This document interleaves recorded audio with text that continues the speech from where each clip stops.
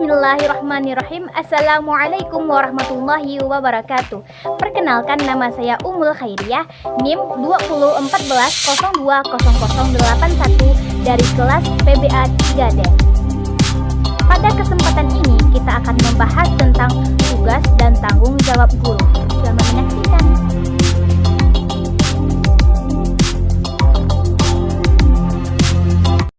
Sebelum kita masuk kepada tugas dan tanggung jawab guru, alangkah lebih baiknya kita mengetahui pengertian dari guru. Menurut Undang-Undang Nomor 14 Tahun 2005 tentang guru, guru ialah seorang pendidik profesional dengan tugas utamanya mendidik, mengajar, dan serta mengarah, melatih, menilai, dan mengevaluasi peserta didik pada pendidikan anak usia dini melalui jalur formal pendidikan dasar dan pendidikan menengah. Jadi, secara umum, guru adalah seorang tenaga pendidik profesional yang mendidik, mengajarkan suatu ilmu, membimbing, melatih, memberikan penilaian, serta memberikan evaluasi kepada peserta didik. Nah, sekarang kita bertanya, apa peran dan tanggung jawab seorang guru? Yang pertama, yaitu sebagai organisasi pendidikan. Yang kedua, sebagai edukator dan konselor. Dan yang ketiga adalah sebagai supervisor. Nah, sekarang kita masuk kepada bagian yang pertama, peran dan tanggung jawab guru sebagai organisasi pendidikan. Dari kata organisasi pendidikan dapat diartikan sebagai organisasi yang keanggotanya adalah para pendidik yang menetapkan diri mereka sebagai profesi dan bergabung bersama untuk melaksanakan fungsi-fungsi sosial yang dapat mereka laksanakan dalam kapasitas mereka sebagai individu. Organisasi profesi merupakan suatu wadah tempat para anggota profesional tersebut menggabungkan diri dan mendapat perlindungan. Jadi dapat disimpulkan bahwa organisasi profesi guru adalah suatu wadah perkumpulan orang-orang yang memiliki suatu keahlian khusus dalam mendidik. Di Indonesia sendiri, istilah organisasi sebagai suatu wadah profesi sering digunakan istilah lain seperti ikatan, persatuan, serikat. Hal ini dapat kita lihat sebagai penggabungan dan sebagainya. Dalam bidang pendidikan, kita mengenal seperti Persatuan Guru Republik Indonesia atau PGRI, Ikatan Sarjana Pendidikan Indonesia atau ISPI, Ikatan Sarjana Administrasi Pendidikan ISAPI, Kelompok Kerja Guru KKG. Organisasi profesi keguruan di Indonesia yang pertama kali dibentuk adalah Persatuan Guru Republik Indonesia atau disebut dengan PGRI. PGRI sebagai organisasi profesional keguruan memiliki peran dan tanggung jawab menjaga, memelihara, dan mengembangkan profesi keguruan. Menjaga berarti upaya agar layanan pendidikan mutunya dapat dipertanggungjawabkan serta profesional. Memelihara artinya mengupayakan profesi guru dari pencemaran nama baik. Mengembangkan artinya upaya meningkatkan klarifikasi dan kualitas kemampuan profesional tenaga guru.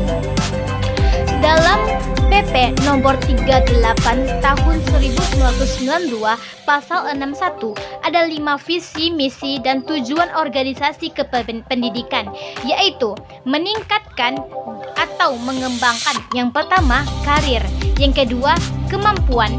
Yang ketiga, kewenangan profesional. Yang keempat, martabat. Dan yang kelima, kesejahteraan seluruh tenaga kependidikan. Sedangkan visinya adalah secara umum ialah terwujudnya tenaga kependidikan yang profesional.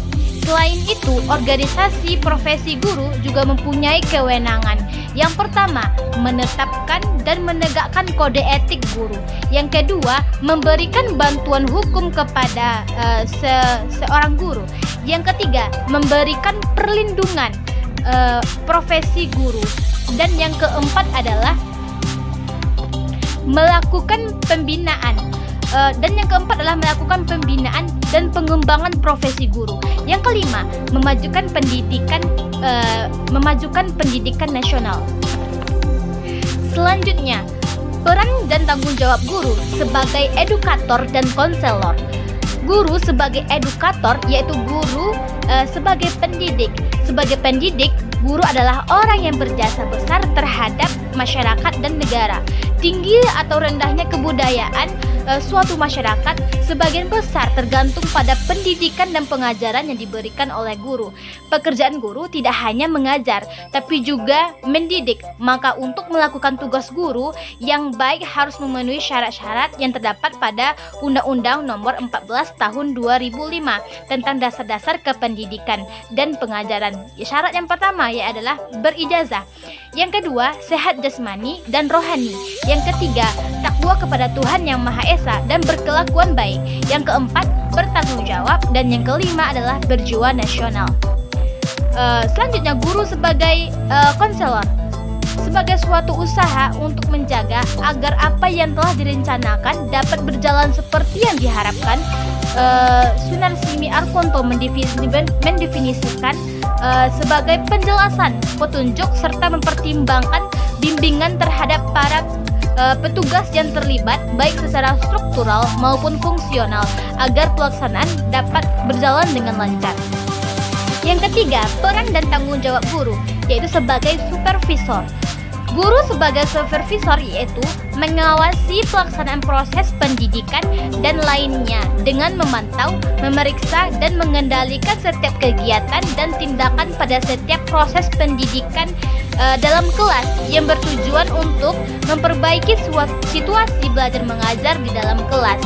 Guru sebagai supervisor yang harus melaksanakan tugas dan tanggung jawabnya hendak mempunyai persyaratan yang ideal. Dilihat dari segi kepribadiannya atau personalit, syarat-syarat tersebut adalah yang pertama, guru harus mempunyai perikemanusiaan dan solidaritas yang tinggi, dapat menilai orang lain secara teliti dan dari segi kemanusiaan serta dapat bergaul dengan baik.